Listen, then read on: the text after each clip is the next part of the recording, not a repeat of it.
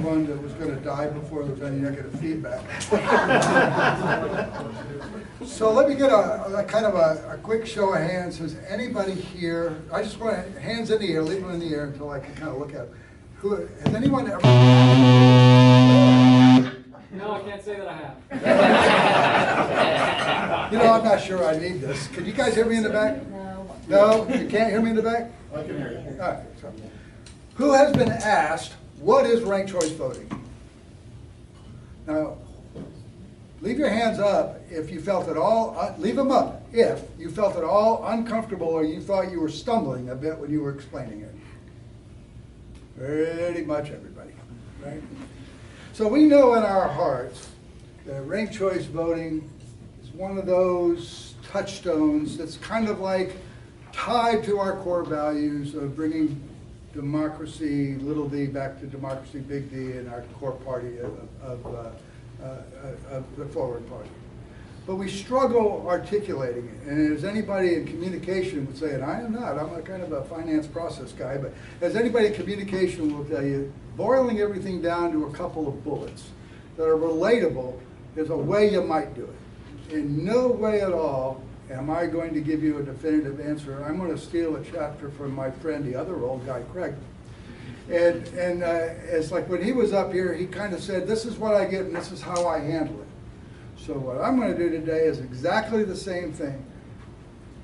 I will send you guys an email with the bullets that we're going to talk about. You can use them or not use them or however you want to do it. But at the end of the day, when you're speaking about things like ranked choice voting, it's a wonky thing, so you got to make it simple enough that you get it and you're comfortable talking about it and it's relatable to the other guy. So before I do that, let me just ask you guys another question, get another show of hands. I need a show of hands if everybody knows who Sherelle Parker is. Come on, oh, quite a few. Quite a few. Sounds good. So some of you will know that Sherelle Parker is the 100th mayor of Philadelphia. That's a pretty big deal. You might know that she's a Democrat, which is just not at all surprising if you're going to be the mayor of Philadelphia. What you probably don't know for sure, or some of you might know or not know, is she ran in a field of 5 nominees for the Democratic nomination for mayor of Philadelphia in 2023. And she won. In fact, she got 81,000 votes. Sounds like a big number, right? Well, let me tell you about 81,000 votes. It was only 30, I wrote it down because I figured somebody would fact check me since I'm a former Republican. It was 32.6% of the Democratic votes. Now, I'm an old statistician, but that tells me that over 2/3 of the Democrats did not vote for Sherelle Parker. Now get your mind around that, because in Philadelphia, which is a really, really solid blue city, if you win the nomination for mayor, you have just basically become the de facto mayor of Philadelphia. So that means that out of the, now again, check my math, out of the 1.12 million voters in Philadelphia, she got a whopping 7.2% of the vote. So I'm just going to lay that out there, because how do we currently vote? So when people ask me, tell me about ranked choice voting, I usually start with, well, before I do that, can we chat a little bit about how you vote now?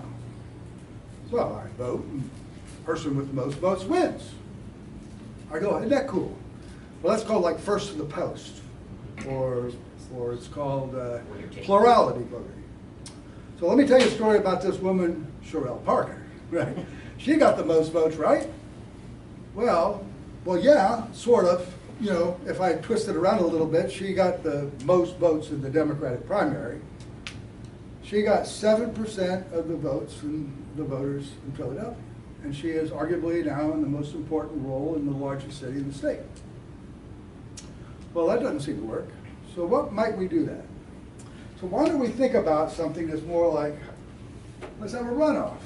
Let's have everybody vote, and then when we'll select the top 2 or 3, and we'll keep doing that until it's down to 2 people, and now the person who gets 51% of the vote, they win. That's how it works in Georgia. We saw how that worked out. In December a year ago, it turned out to be a $1 billion runoff race. Who would have thought in Georgia? Right? So what if there was a way that we could go in and in one fell swoop have an instant runoff and solve the problem where only a small percentage of people end up getting the election? And it's simple enough that all you have to do, and I wrote it down because it's on one of my bullets that I'm going to send you guys, where in an instant runoff voting, instead of just voting for one person, where if you could, you could vote, ever heard the waste my vote thing, right? Don't waste your vote. Then if you're not in the top 2, it doesn't count. You get to rank you get to pick your group and rank them. You don't have to overthink it. I've heard this, well, ranked choice voting is too complicated. Really? For whom? You can't say I like chocolate ice cream more than vanilla ice cream, and vanilla ice cream more than strawberry ice cream. I'm good at that, and I'm not a real smart guy, So all you gotta do is just rank them. That's all you have to do. And then it's simple as you just count all the first place votes. That's all you gotta do, count the first place vote. And then the lowest number of first place votes falls off. Strawberry was the lowest, falls off. So then whoever's vote fell off, their whole stack of votes slides up 1, and now you got a new count of first place votes. In other words, if your vote fell off, that means your second place vote is now your first place vote. So they recount all the first place votes. And you keep doing that until somebody wins 50% plus 1 vote. That's it. It's just that simple. It's like a free runoff election. And at the end of the day, what you've done is you've created a situation where it's really hard for everybody to say they haven't had a say in an election. Now, people say, what's the benefits? So I wrote these down for you. It promotes majority support. Now, for all intents and purposes, from what I understand, I do not live in Philadelphia.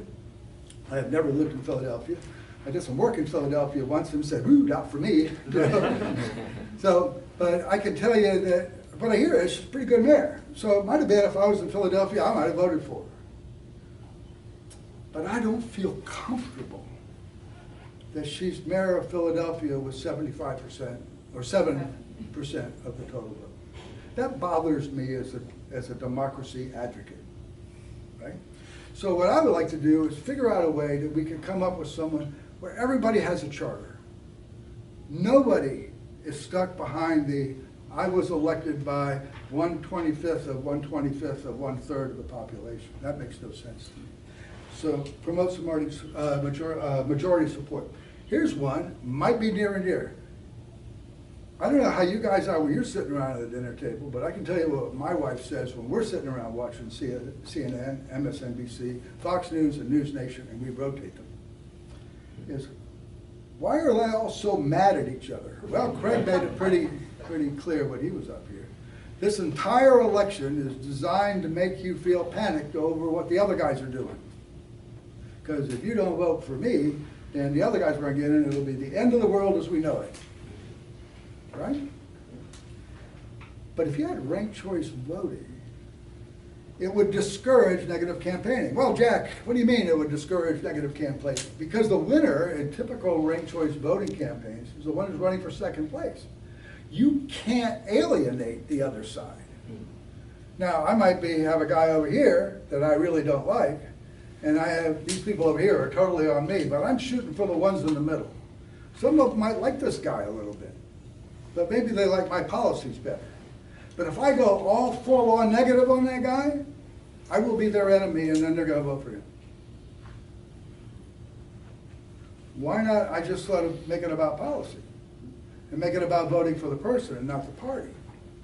If I do that, maybe they'll make me their second choice.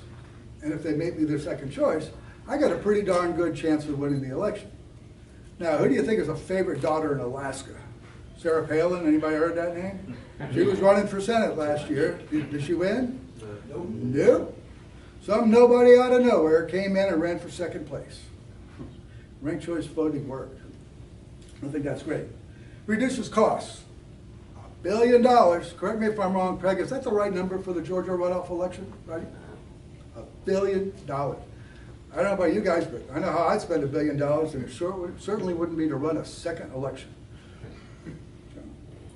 And then finally, and this is the thing that I think is most important, because the guys that have known me in the 2 years I've been working with the Forward Party in Pennsylvania know that I keep going back to my catchphrase. I want to bring democracy back to democracy. I want to vote for the human, not the party, the person, not the party. I want voter engagement, real voter engagement. Not voters to say, well, my vote doesn't really count because I've been a Republican for 200 years, they're going to run Bob. You know. I want to be able to vote for Jim, even though Jim doesn't have a tinker's damn of winning that election. But I want to vote for Jim because I want him to feel some support, because he's got some good ideas. And it's about time we drag some of those good ideas up into visibility. But I don't want to feel like my vote is wasted. You know what? With ranked choice voting, nobody's vote is wasted. Yep, you're right, Jim didn't win. But your second choice did. And because your second choice did, you had a real say in it. And you helped influence the governing of yourself and your team. So those are 4 big things I think that ranked choice voting brings to the table. And I think it's a comparison of the two. And I thank you guys for listening to me.